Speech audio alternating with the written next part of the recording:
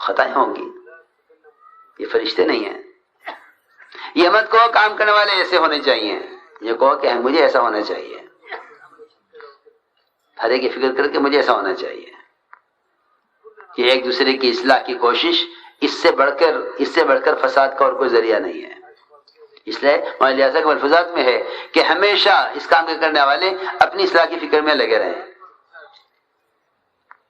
دوسروں کی اصلاح تو انبیاء کے ہاتھ میں بھی نہیں ہے. لو انبیاء کا ہاتھ میں بھی نہیں ہے، ان کے ذمہ محنت ہے. جی ہاں، ہدایت اللہ کے ہاتھ میں ہے. انک لا تہدی من احببت. اس لیے میرے دوستو عزیزو، یہ کام کے اصول ہیں، یہ کام کے اصول ہیں کہ ساتھیوں سے درگزر کیا جاوے. حکم فاعف عنہم، اسے درگزر کیجئے. غلطیاں ہوں گی کہ جب کسی کو غلطی ہو جائے تو اس کی غلطی کے بجائے اس کی قربانیوں کو یاد کرو. جی ہاں، اس کی قربانیاں یاد کرو. یہ ہمیں اس کا سبق سکھلایا گیا ہے کہ جب غلطی کسی سے ہو تو اس کی قربانی یاد کرو. کوتاہی ہے نہیں، قربانی یاد کرو. تو صحابہ سے بھی غلطیاں ہوئیں. اب دیکھیں حضور اکرم صلی اللہ علیہ وسلم کا اور خلفاء راشدین کا اس معاملے میں، اس چیز میں کیا معمول رہا ہے. آپ کی مسجد میں پیشاب کرنے والے کے ساتھ آپ کا کیا معاملہ تھا؟ صحابہ دوڑے روکنے کے لیے، فرمایا نہیں، پیشاب پورا کرنے دو. فرمایا ایک ڈول پانی کا یہاں بہا دو. نہ کوئی شور مچایا، نہ کوئی حکم لگایا، نہ کسی نے ان کو مارا، کچھ نہیں. ان کو بلایا، آپ نے بلا کے سمجھا دیا کہ مسجد ذکر و تلاوت دعوت عبادت کے لیے ہے، اس کام کے لیے نہیں ہے. بس بات ختم ہو گئی، جاؤ چھٹی. ہاں، مسجد میں پیشاب کیا، پیشاب شروع کیا، پھر آپ کے حکم سے پورا کیا. مسجد میں پیشاب شروع کیا، صحابہ نے ان کو روکنا چاہا تو آپ نے پیشاب ان کو پورا کرنے دیا کہ نہیں روکو مت، پیشاب میں تکلیف ہو جائے گی، پیشاب پورا کرنے دو. کیوں؟ ایک مسلمان کا مقام بیت اللہ سے اونچا ہے اور ساری دنیا کی مسجدیں بیت اللہ سے ادنا ہیں. پھر ایک مسلمان کو مسجد میں پیشاب کرنے سے کیسے روک سکتے تھے؟ سنو غور سے، سوچنے کی بات ہے. ایک مسلمان کا مقام بیت اللہ سے اونچا، مسجدیں بیت اللہ سے ادنا، کہ اگر اس کو پیشاب سے روکا جائے اس وقت تو اس کے پیشاب میں بند پڑ جائے گا، تکلیف ہو جائے گی. اس لیے کہ پیشاب ایسی حاجت ہے کہ اگر وہ شروع ہو گیا تو اس کو روک نہیں سکتے، اس کو تکلیف ہوگی. کہ اگر تم امت کو تعلیم دینا چاہتے ہو تو پہلے معاملہ شفقت کا کرو. تو آپ نے یہ کیا کہ پیشاب کرنے دو، اس کو پورا کرنے دو اطمینان سے. اور کر لیا پیشاب اس نے پورا مسجد میں. میں ایک ڈول پانی کا بہا دو، یہاں پانی کا ڈول بہا دیا، پاک ہو گئی مسجد. پھر یہ فرمایا کہ مسجد پیشاب بہانے کے لیے نہیں ہے تو ذکر تلاوت کے لیے ہے. اتنا ہی ہے روایت میں. اللہ معاف فرمائے، ہم اس کوشش میں کوئی بات کسی کی ملے اور اسے اڑاویں. عجیب مزاج ہے، عجیب مزاج ہے. حضور اکرم صلی اللہ علیہ وسلم برے سے برے آدمی کی خوبی کو اعلان کر کے تلاش کرتے تھے. جنازہ لایا گیا، لا کے رکھا گیا. حضرت عمر نے آپ کو نماز سے روک دیا کہ آدمی اچھا نہیں ہے، آپ نماز نہ پڑھائیے. حضور اکرم صلی اللہ علیہ وسلم نے جنازے پر آ کر اعلان کیا صحابہ میں، تم میں سے کسی نے اس کو کوئی عمل خیر کرتے ہوئے دیکھا ہے؟ ایک صحابی نے کھڑا ہو کر عرض کیا کہ ہاں یا رسول اللہ، اس مرنے والے نے فلاں فلاں موقع پر ایک رات اللہ کے راستے میں پہرا دیا ہے. آپ نے فرمایا صحابہ سے سن لو، جو آنکھ اللہ کے راستے میں پہرا دینے میں جاگی ہے وہ جہنم کی آگ نہیں دیکھے گی. جی ہاں، یہ فضل بیان کی اس وقت ایسے جنازے کی نماز پڑھانے کے لیے جس کو حضرت عمر نہیں چاہتے تھے کہ آپ نماز پڑھائیں، یہ جنازے پر آپ تشریف لائیں کہ آدمی اچھا نہیں ہے.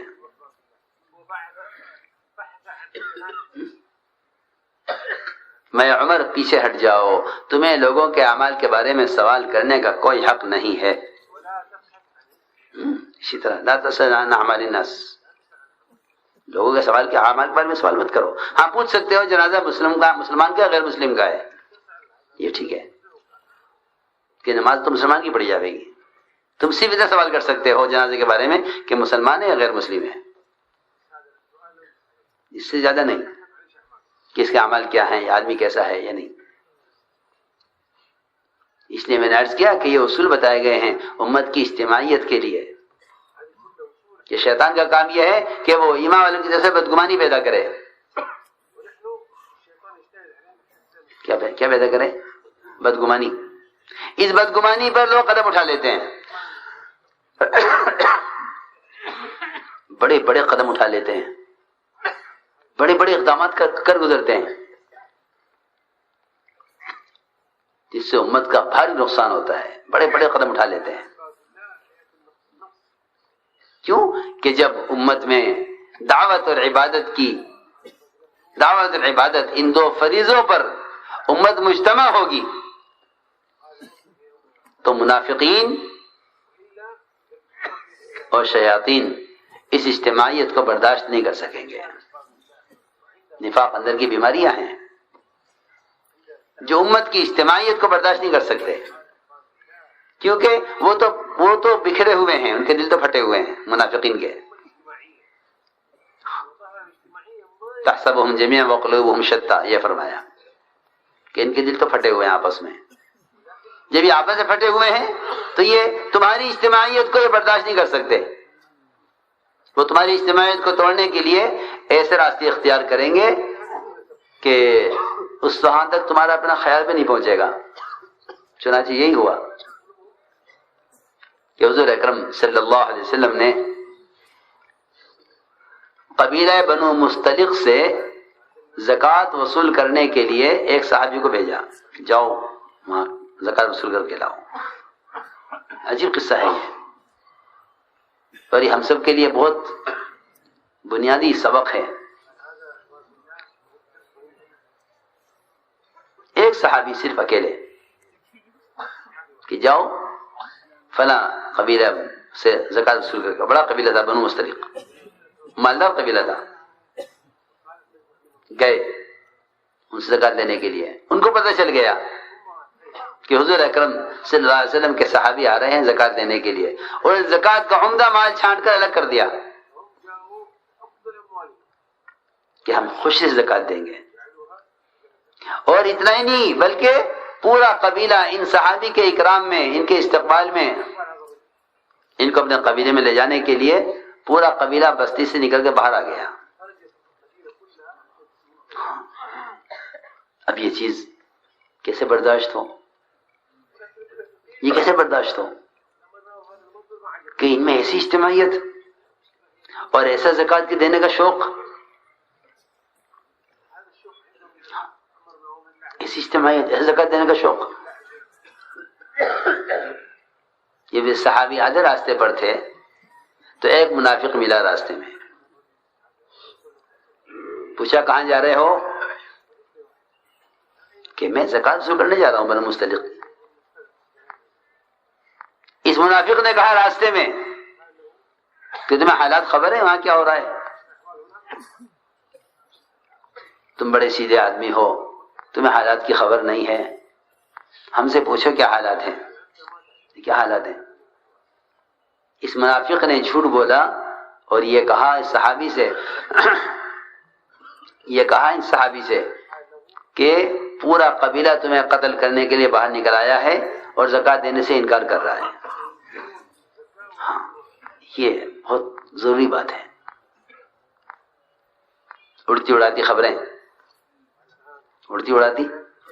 جی ہاں۔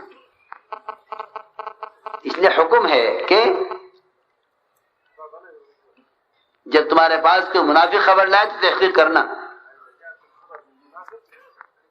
حکم ہے اس کا۔ یہ خبر پہنچی کہ میں سچ کہہ رہا ہوں، میں دیکھ کر آیا ہوں، تم اکیلے ہو، وہ سب ہیں، تمہیں قتل کر دیں گے اور زکوٰۃ دینے سے انکار کر رہے ہیں۔ تم وہاں مت جاؤ، تم وہاں مت جاؤ۔ یہ صحابی اس بات کو سن کر آدھے راستے سے واپس ہو گئے، آ کے عرض کیا کہ یا رسول اللہ صلی اللہ علیہ وسلم، ہم تو گئے تھے آپ کے حکم کے مطابق زکوٰۃ وصول کرنے کے لیے، لیکن آدھے راستے پر معلوم ہوا کہ وہ پورا قبیلہ زکوٰۃ دینے سے انکار کر رہا ہے اور مجھے قتل کرنے کے لیے سب باہر نکل آئے بستی سے باہر۔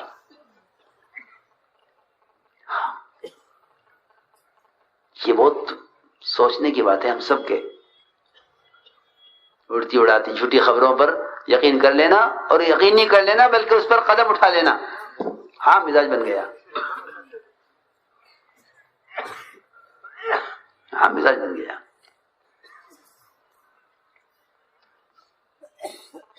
آپ نے مشورہ کیا صحابہ سے کیا کریں، دو جرم ہیں ان کے، زکوٰۃ دینے سے انکار کر رہے اور آپ کے ساعی کو، زکوٰۃ وصول کرنے والے کو قتل کرنا چاہتے ہیں۔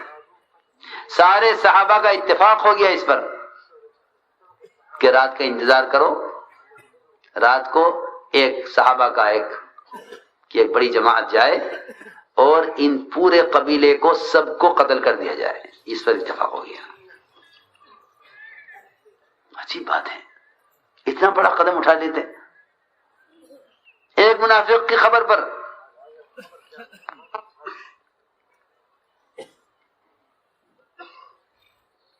قرآن نازل ہو گیا، ان جاءکم فاسق بنبأ فتبینوا، اگر کوئی فاسق تمہارے پاس کوئی خبر لائے، کوئی منافق، تو اس کی تحقیق کر لینا۔ ایسا نہ ہو تم کوئی ایسا قدم اٹھا لو اور ایسا فیصلہ کر بیٹھو کہ تمہارے لیے پھر سوائے حسرت ندامت کے کچھ نہ ہو۔ چنانچہ تحقیق ہوئی، پتہ چلا کہ وہ تو پورا قبیلہ زکوٰۃ دینے میں اور پورا قبیلہ ان کے استقبال میں آ رہا، اور یہاں یہ فیصلے ہو رہے ہیں کہ ان کو قتل کر دیا جائے سب کو۔ اس لیے میں نے عرض کیا ایسی خبروں پر، بلکہ حدیث میں آتا ہے کفا بالمرء کذبا ان یحدث بکل ما سمع، کہ ایک آدمی کے جھوٹا ہونے کی اتنا کافی ہے کہ سنی ہوئی بات کو آگے بڑھا دے کہ ہم نے سنا ہے، چلو تم بھی سنو، ہم نے سنا ہے تم بھی سنو، ہم نے یہ سنا ہے تم بھی سنو۔ بڑا نقصان کیا ان موبائلوں نے امت کا، بہت بڑا نقصان کیا، عبادت کا، دعوت کا، ہر لائن کی عبادت کا کو کھوکھلا کیا ہے اس نے۔ پہلے تو دو آپس سے بیٹھ کر غیبت کر لیا کرتے تھے، اب تو پیغامات کے ذریعے غیبتیں ہوتی ہیں۔ جی ہاں، پیغامات کے ذریعے غیبت ہوتی ہے۔ ایک دنیا کی اس کونے میں بیٹھا ہے، ایک اس کونے میں بیٹھا ہے، دونوں بیٹھے ہیں دور دور، لیکن دونوں ایک مسلمان کا گوشت کھانے میں شریک ہیں۔ اس لیے کہ اللہ کے یہاں زنا کی بھی توبہ ہے مگر غیبت کی معافی نہیں ہے۔ زنا کی معافی ہے، غیبت کی معافی نہیں ہے۔ اللہ کے یہاں زنا کی معافی ہے، زنا کی معافی ہے۔ زنا کرنے والے کو آپ نے دیکھ کے فرمایا میں اپنی آنکھوں سے دیکھ رہا ہوں کہ وہ جنت کی نہروں میں نہا رہا ہے اور جنت کی نہروں میں غوطے کھا رہا ہے، میں اپنی آنکھوں سے دیکھ رہا ہوں۔ اور فرمایا وہیں غیبت کرنے والوں کو کہ میں تمہیں جہنم کی طرف جاتے دیکھ رہا ہوں، کہ غیبت کرنے والا جہنم کی طرف اور زنا کرنے والا جنت میں داخل ہو چکا ہے۔ یہ روایت میں ہے کہ وہ تو جنت میں غوطے کھا رہا جس سے زنا ہوا، اور غیبت کرنے والا کہ وہ جہنم میں۔ صحیح روایت ہے کہ میں دیکھ رہا ہوں کہ وہ جنت کی نہروں میں غوطے کھا رہا ہے۔ اس لیے فرمایا کہ غیبت سے اپنے آپ کو بچاؤ، بغیر خیر اگر بات کرنی ہے تو لوگوں کی خیر اور صفات کے تذکرے کرو، کمزوری کے تذکرے مت کرو، اور جس کی غلطی کو سنو اس کی غلطی کی اچھی تعویل کرو۔ تو کوئی بات یاد رکھو کہ امت کی اجتماعیت اچھی تعویل سے ہی باقی رہے گی۔ جتنی بھی تنظیمیں ہیں، جتنے بھی دین کے شعبے ہیں، ان سب کی ذمہ داری ہے کہ یہ ایک دوسرے کی غلطی کی تعویل کریں۔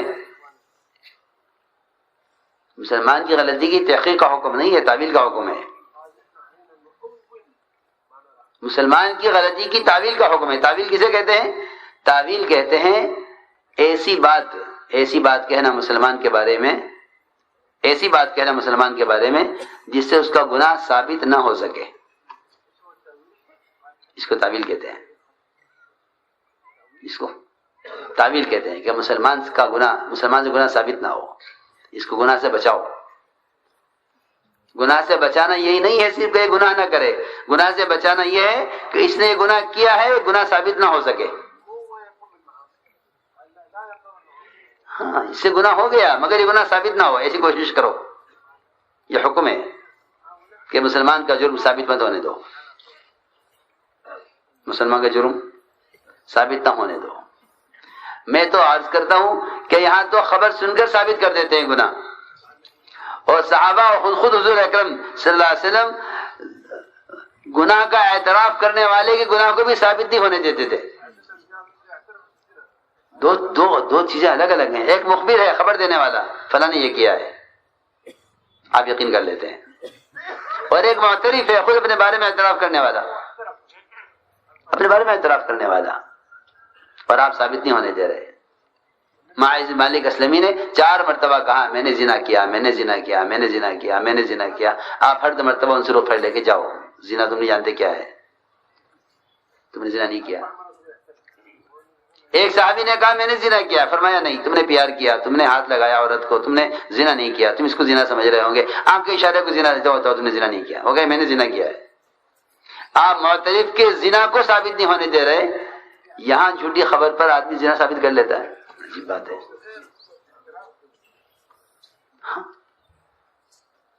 وہاں علی کے بعد چور نے خود آ کر اعتراف کیا، مومنین مجھ سے چوری ہو گئی ہے۔ کیا چرایا؟ کہ یہ اونٹ کھڑا ہے، یہ چرایا ہے، میں نے چرایا۔ ہاں، اونٹ ساتھ میں چرایا، وہ اونٹ ساتھ میں، میں نے چرایا، یہ اونٹ چرایا۔ اب دیکھو تعویل کسے کہتے ہیں۔ حضرت علی نے فرمایا رضی اللہ تعالی عنہ کہ اونٹ سب ایک سی شکل کے ہوتے ہیں، اونٹ سب ایک ہی شکل کے ہوتے ہیں، تم اپنا اونٹ سمجھ کر کھول رہے ہوں گے، وہ دوسرے کا نکلا۔